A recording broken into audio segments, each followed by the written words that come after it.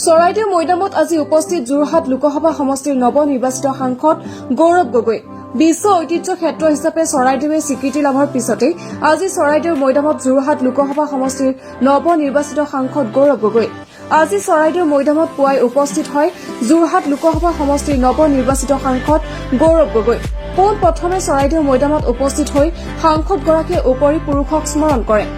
সাংসদগৰাকীক সংগ দিয়ে নাজিৰা সমষ্টিৰ বিধায়ক দেৱব্ৰত শইকীয়া, তিতাবৰ সমষ্টিৰ বিধায়ক ভাস্কৰ জ্যোতি বৰুৱা। সাংসদ গৌৰৱ গগৈ, নাজিৰা সমষ্টিৰ বিধায়ক দেৱব্ৰত শইকীয়া, তিতাবৰ সমষ্টিৰ বিধায়ক ভাস্কৰ জ্যোতি বৰুৱা উপস্থিত হৈ পৰিদৰ্শন কৰে চৰাইদেউৰ মৈদাম। চৰাইদেউ মৈদাম ইউনেস্কোৰ বিশ্ব ঐতিহ্য ক্ষেত্ৰৰ তালিকাত অন্তৰ্ভুক্তি হোৱাত সকলোৱে গৌৰৱ অনুভৱ কৰিছে বুলি সংবাদ মাধ্যমত মন্তব্য প্ৰদান কৰে সাংসদগৰাকীয়ে। কিন্তু চৰাইদেউ মৈদাম ইউনেস্কোৰ বিশ্ব ঐতিহ্য ক্ষেত্ৰৰ তালিকাত অন্তৰ্ভুক্তক লৈ বৰ্তমানৰ চৰকাৰখনে ক্ৰেডিট লৈছে, কিন্তু আমাৰ দিনতে ইয়াৰ কাম হৈছিল, ক্ৰেডিট ললে সকলোৱে লগ বুলি মন্তব্য প্ৰদান সাংসদগৰাকীৰ। ইয়াৰ উপৰিও তেওঁ কয় যে কংগ্ৰেছ দলৰ ৰাজনীতি আছিল ৰাইজৰ উন্নয়ন কৰা, কিন্তু বিজেপি দলৰ ৰাজনীতি এতিয়া বজাৰলৈ পৰিণত হৈছে। নামঘৰ, মঠ মন্দিৰত টকা দি বজাৰলৈ পৰিণত কৰিছে ৰাজনীতি। সমষ্টি পুনৰ নিৰ্ধাৰণৰ ওপৰতো সংবাদ মাধ্যমৰ আগত মন্তব্য প্ৰদান কৰে যোৰহাট লোকসভা সমষ্টিৰ নৱনিৰ্বাচিত সাংসদ গৌৰৱ গগৈয়ে।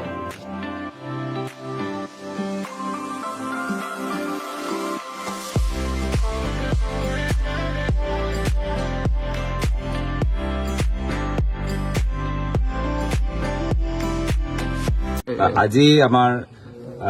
নাজিৰা সমষ্টি বিধায়ক দেৱব্ৰত শইকীয়া ডাঙৰীয়া আৰু আমাৰ তিতাবৰ সমষ্টি বিধায়ক ভাস্কৰ বৰুৱা ডাঙৰীয়া, লগতে আমাৰ জিলা কংগ্ৰেছৰ সভাপতি উৎপল গগৈ ডাঙৰীয়া আৰু আমাৰ দলৰ দায়িত্বত থকা বিভিন্ন আমাৰ সতীৰ্থসকল, আজি স্থানীয় ইয়াত আমাৰ প্ৰশাসনৰ বিষয়াসকল আৰু ASI প্ৰতিনিধিসকলৰ লগত আমি চৰাইদেউ মৈদামলৈ আহি আমি চাকি জ্বলাই আমি পূৰ্বপুৰুষলৈ আমি সেৱা আগবঢ়াইছো। লগতে আমি সকলোৱে গৌৰৱ অনুভৱ কৰোঁ যে আজি চৰাইদেউ মৈদাম ইউনেস্কো ৱৰ্ল্ড হেৰিটেজ চাইটৰ কালচাৰেল কেটেগৰীত সোমাবলৈ সফলতা লাভ কৰিছে। এটা দীৰ্ঘদিনৰ এটা সপোন সকলোৱে দেখা পাইছে বা অৱগত যে ইয়াত এক্সকাভেশ্যনৰ কাম 2001 চনত আৰম্ভ হৈছিলে। 2002 চনত ইয়াত এক্সকাভেশ্যনৰ কাম আৰম্ভ হৈছিলে। তাৰ পিছত আমাৰ বিভিন্ন চৰকাৰ আহিলে। আমাৰ 2013 চনত আমাৰ চৰকাৰৰ দিনত ৱৰ্ল্ড হেৰিটেজৰ কাৰণে আমি এই গোটেই প্ৰচেষ্টাটো আৰম্ভ কৰিলোঁ। পিছত 2014 চনৰ পিছত চৰকাৰ সলনি হ'ল, কেন্দ্ৰীয় চৰকাৰ সলনি হ'ল, তেওঁলোকে কামখিনি আগবঢ়াই লৈ গ'ল। 2016 চনত ইয়াত নতুন চৰকাৰ আহিলে, সৰ্বানন্দ সোণোৱাল ডাঙৰীয়াৰ চৰকাৰ আহিলে আৰু বৰ্তমানত আমাৰ কেন্দ্ৰীয় চৰকাৰ প্ৰধানমন্ত্ৰী মোদী ডাঙৰীয়াৰ অধীনত আৰু আমাৰ বৰ্তমান অসমৰ মুখ্যমন্ত্ৰী হিমন্ত বিশ্ব শৰ্মা ডাঙৰীয়া আজি তেওঁলোকৰ সময়ত আজি ইউনেস্কোৰ যি আমাৰ প্ৰচেষ্টা 2013 চনৰ পৰা যে আমি আৰম্ভ কৰিছিলোঁ, সেই প্ৰচেষ্টাটো আজি তাত মোহৰ লগালে। আমি সকলোৱে গৌৰৱ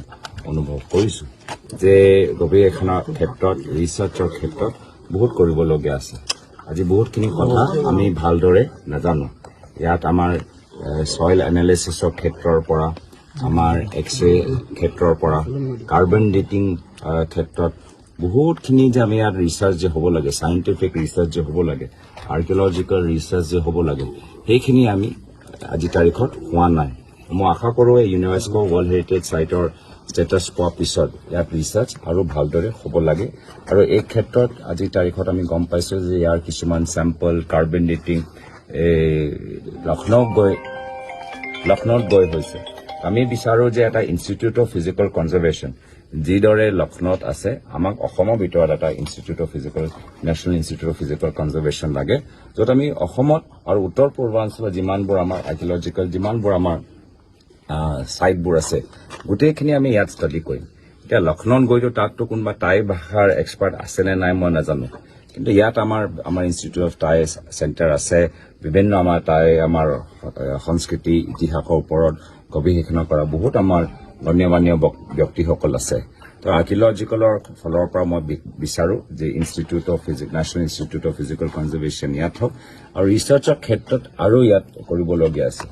ইতিমধ্যে মই গম পাই গৈছোঁ যে ইয়াত টুৰিজমৰ কাৰণে বিভিন্ন তেওঁলোকে পদক্ষেপ লৈছে, কিন্তু টুৰিজমৰ আগত আহাতকৈ আমাৰ ৰিচাৰ্চত আমাৰ বাধা হ'ব নালাগে মানুহ আহক নৱপ্ৰজন্ম আমাৰ বুৰঞ্জীৰ বাবে আৰু তেওঁলোকে শিক্ষিত হওক কিন্তু এই ক্ষেত্ৰত আমাৰ যে অধ্যয়ন হ'ব লাগে ৰিচাৰ্চ হ'ব লাগে আমি যে ইতিহাসৰ বাবে আৰু অৱগত হ'বলৈ বিচাৰোঁ আমি সেই ক্ষেত্ৰত আমি বাধা পাব নালাগে মোৰ মতে আমি বহুত কৰিবলগীয়া আছে এতিয়া আমি যদি ভালকৈ আৰু কৰোঁ ইয়াৰ ওচৰ অঞ্চলত বহুত আমি বস্তুখিনি ভালদৰে আমি জানিবলৈ এটা পাম আৰু আজিৰ তাৰিখত আহোম বুৰঞ্জী আমি ভালদৰে আৰু আমি শিকিব লাগে জানিব লাগে আৰু আহোম বুৰঞ্জী লৈ আমি দেশৰ চুকে কোণে স্কুলৰ টেক্সটবুক যোগেদি কলেজৰ কাৰিকুলাম যোগেদি আমি সমগ্ৰ ভাৰতৰ ল'ৰা ছোৱালীৰ ওচৰত লৈ যাব লাগে যে কেনেকুৱা এটা জনগোষ্ঠীয়ে প্ৰায় 600 বছৰ বিভিন্ন আমাৰ জনগোষ্ঠী জনজাতিক একত্ৰিত কৰি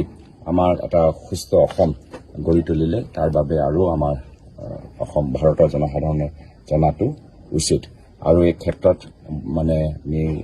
দেখা পাওঁ যে কেতিয়াবা এইখন চৰকাৰ বিশেষকৈ বৰ্তমানৰ কেন্দ্ৰীয় বিজেপি চৰকাৰ ধৰ্মীয় অনুষ্ঠান ঐতিহাসিক অনুষ্ঠান মানে কমাৰ্চিয়েলাইজ কৰিবলৈ বিচাৰে মানে বজাৰ কেন্দ্ৰিক তেওঁলোকৰ দৃষ্টি এতিয়া অযোধ্যাত তেওঁলোকে মন্দিৰ নিৰ্মাণ কৰোঁতে বহুত সৰু সৰু দোকানবোৰ তেওঁলোকে ভাঙি দিলে একে আমি দেখা পাইছোঁ যে মা কামাখ্যা মন্দিৰতো তেওঁ আধুনিকৰণৰ ক্ষেত্ৰত এটা বজাৰ বনাবলৈ বিচাৰে য'ত বহুত এই স্থানীয় মানুহবোৰ তাত বঞ্চিত হ'ব উন্নয়নৰ পৰা বঞ্চিত হ'ব ইয়াতো আমি দেখা পাইছোঁ ASI এতিয়া 3D লৈ মানে কি কমপ্লেক্স টুৰিষ্ট কমপ্লেক্স কৰিবলৈ বিচাৰিছে তো এই ক্ষেত্ৰত আমি দেখা পাইছোঁ যে ঐতিহাসিক ধাৰ্মিক অনুষ্ঠানৰ যি তেওঁলোকৰ স্থিতি যি পৰিৱেশ এই পৰিৱেশটো বৰ্তমান চৰকাৰে সলনি কৰিবলৈ বিচাৰে আৰু সেই সলনি কৰাৰ ক্ষেত্ৰত স্থানীয় মানুহক লগে নলয় স্থানীয় মানুহৰ পৰা ইনপুট নলয় স্থানীয় মানুহৰ পৰা ৰায় নলয় যাৰ ফলত স্থানীয় মানুহবোৰ এই অঞ্চলৰ উন্নয়নৰ পৰা বঞ্চিত হয় এতিয়া কাজিৰঙা এটা ইউনেস্কো ৱৰ্ল্ড হেৰিটেজ চাইট টুৰিজমত কিন্তু চাৰিওফালে তাত 5-star হোটেল মানুহবোৰ একো তাত পোৱা নাই স্থানীয় মানুহ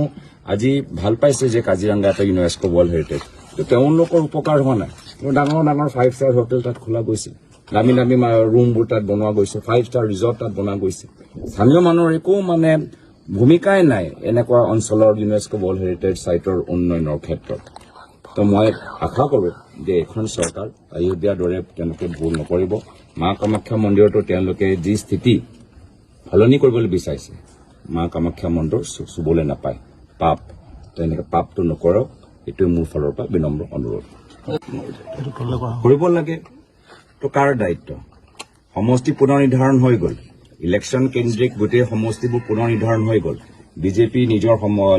দলটোক সহায় কৰিবলৈ গোটেই সমষ্টিবোৰ পুনৰ নিৰ্ধাৰণ কৰিলে তো চৰাইদেউ মৈদামত কিয় তেওঁলোকে কৰিব পৰা নাই কিয় তেওঁলোকে বিফল হৈছে সোনকালে হোৱাটো আমি বিচাৰোঁ ৰাইজৰ লগত আলোচনা কৰাৰ পিছত হ'ব লাগে তো সদায় মানে নিৰ্বাচন কেন্দ্ৰিক ৰাজনীতি কেন্দ্ৰিক এখন চৰকাৰৰ কাম বাস্তৱ মানুহবোৰ উপকৃত হৈছে নাই হোৱা তাৰ বাবে তেওঁলোকে চকু দিয়া নাই হ'ব